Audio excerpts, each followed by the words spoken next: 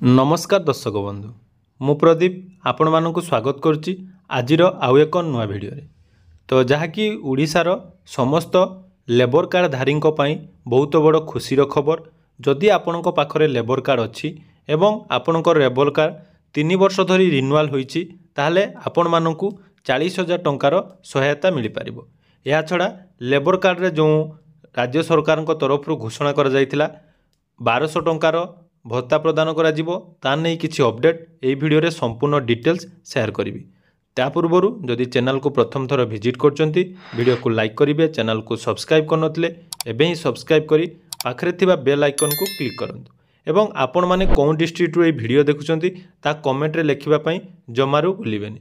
तो देखंतु जहाँकि आमर ओडिशार समस्त कुठाबाड़ी एवं अन्यान्य निर्माण श्रमिक कल्याण बोर्ड तरफ आपण मानक पई निर्माण श्रमिक योजना रे राज्य सरकार वर्तमान 40,000 टंका पर्यंत सहायता प्रदान करा जिवार व्यवस्था करा जायछि। जहाँकि आपण मानक जना नहीं पूर्वर मध्य ए विषय रे मु वीडियो बनैथिली जो थरे आपण मानकर बहुत सारा कमेंट थिला जे आपणक पाखरे लेबर कार्ड अच्छी किंतु आपण माने एही स्कीम रो लाभ केमिति पाई परिबे।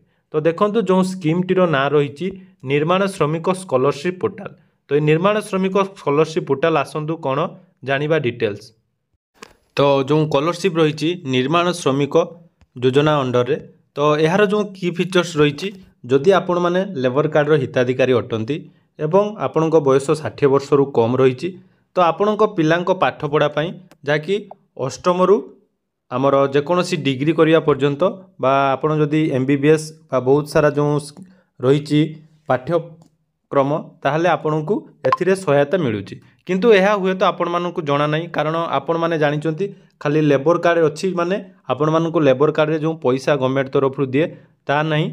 लेबर कार्ड रे बहुत सारा सुविधा अच्छी जहाँकि आपण मानक झीर बाहागर हो बा आपण माने बहुत सारा स्कीम रो लाभ मध्य लेबर कार्ड रे पई परिबे।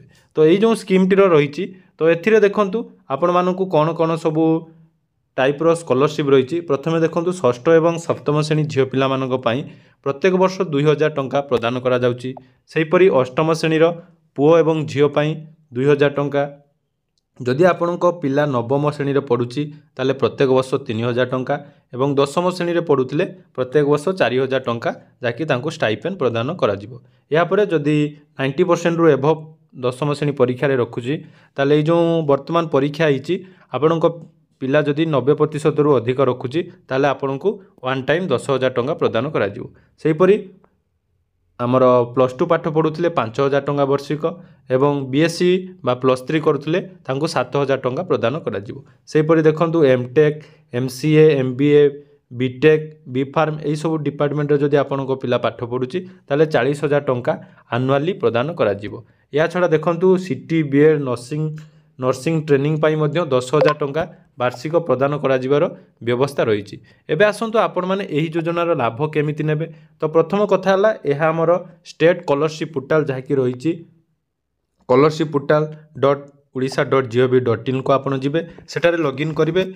या छडा देखंतु प्रथम काम हला आपणकर जहाँकि जो लेबर कार्ड रही से लेबर कार्ड आपणकर रिन्यूअल होइतिबा दरकार अर्थात मिनिमम आपण 3 वर्ष ताकू रिन्यूअल करिथिबे ताहले जाई आपण एहा पई एलिजिबल हेबे बा आपणक पिला एहा पई आवेदन करि पारिबे। एवं आवश्यक डॉक्यूमेंट कथा जदि हम देखिबा पिलार लास्ट क्वालिफिकेशन मार्कशीट आधार कार्ड एवं जाकि रही बैंक पासबुक IFSC कोड एवं कॉलेज ID दबा करबा दरकार। या छडा जो देखंतु जहा रही हेडमास्टर मानकर काम षष्ठ रु दशम जदि पिला हिथिबे ताले तांको आवश्यक यही डॉक्यूमेंट दबा पाई पड़िबो। तो देखंतु आपण केमिति आवेदन करिवे तार डिटेल्स प्रोसेस मु आपण मानकु बतै दउछु।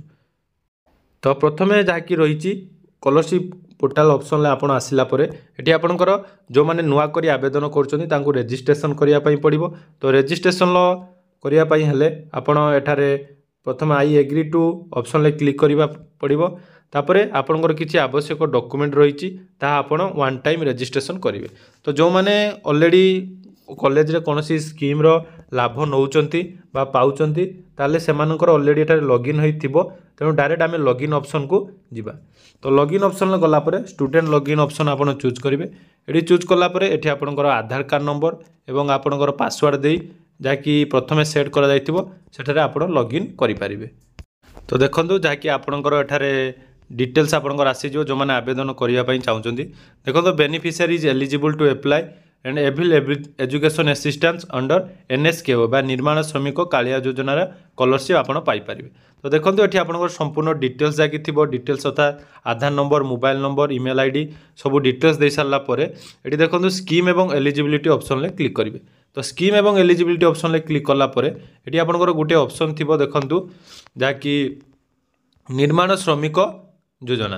तो देखो ये जो रही निर्माण श्रमिक कालिया योजनार एजुकेशन पाई जो फॉर्म आपको फिलअप करने पड़ो जहाँकि 31 मार्च थिला शेष तारीख बर्तमान ताकू बढ़े दे जहाँकि 1 नवेम्बर 2024 पर्यंत रही। तो देखो ये आपंकर किसी डिटेल्स रही प्रथम आगे डिपार्टमेंट रही फार्मर्स बा फादर्स निर्माण श्रमिक आईडी अर्थात आपन जो श्रमिक आईडी अच्छी एठार आपड़ दे भेरीफाई करेंगे। तापर माँकर जदि थी माँकर देवे तार बेसिक इनफॉरमेशन जहाँ रही दे सारे दे सारापर ये आपको फोटो अपलोड ऑप्शन आसो।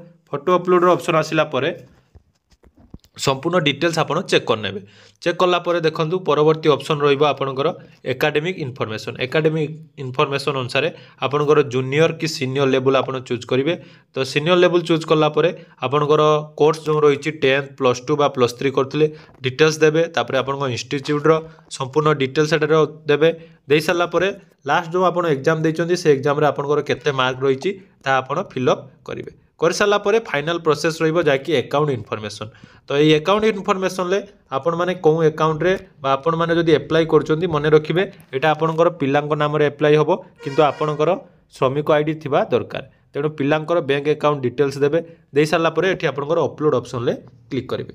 क्लिक कला परे जाकि आपणकर आधार सहित जो मोबाइल नंबर लिंक थिबो तो आधार बेस रे आपणकर टंका पड़िबो तेणु DBT प्रथमे एक्टिव थिबा दरकार। तो यही सब डिटेल्स अपलोड कर सारापर जहाँकि आपंकर सबमिट हो। तो सबमिट कर देलापर आपण परवर्ती समय आमर जहाँ रही निर्माण श्रमिक योजना 40,000 टंका पर्यंत सहायता पाइपर। यापर देखो जो शिक्षा फॉर्म रही जो मैंने षष्ठ रु 10वीं श्रेणी पिला रही शिक्षा फॉर्म अनुसार देखो जो शिक्षा फॉर्म एठारे आपंकर पाइपर। देखो ये शिक्षा सहायता फॉर्म ऑफिशियल वेबसाइट लिंक देदेवी तापर आपंकर डाउनलोड हो। डाउनलोड है देखो एमती गोटे फॉर्म आसो। तो यही फॉर्म को आपण मैंने डिटेल्स फिलअप करी आपण मानकर पिला कौन स्कूल पढ़ुची तार सब डिटेल्स आपड़ दे यही योजनार जहाँकि टंका पाइपर।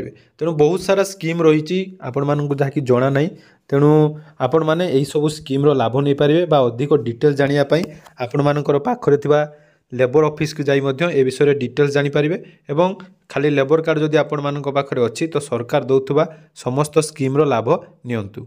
तेणु यह थिला आजिर अपडेट। आशा करुच्ची भिडियोटी भल लगी तो भिडियोटी भल लगी चैनल को सब्सक्राइब करने को जमारू भूलिबेनी। धन्यवाद।